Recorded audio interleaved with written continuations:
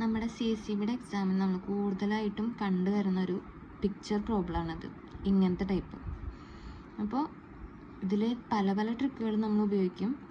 ഇപ്പോൾ ഇതിൽ നമുക്ക് നോക്കിയാൽ മനസ്സിലാവും, ഇപ്പുറത്തെ സൈഡും ചെറിയ എമൗണ്ടുകളാണ് തന്നിരിക്കുന്നത്. എന്നാൽ സെൻറ്ററിൽ കുറച്ച് വലിയ എമൗണ്ടാണ്.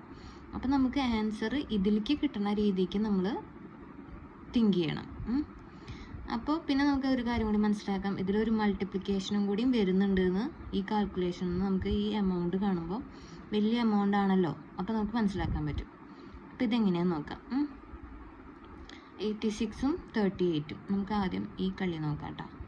അപ്പോൾ 86 മൈനസ് ചെയ്ത് നോക്കാം. -38 എത്ര കിട്ടും?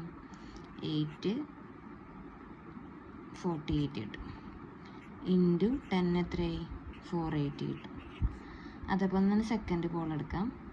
72 മൈനസ് 21 എത്ര കിട്ടും നമുക്ക്? 1ഉം 5ഉം 510 കിട്ടും. അതേപോലെ ഇതാണ് നമുക്ക് കണ്ടുപിടിക്കേണ്ടത്. സോ 36 മൈനസ് 12 42 ഇൻറ്റു 10 എത്രയായി? 240. ഇതാണ് നമ്മുടെ ആൻസർ.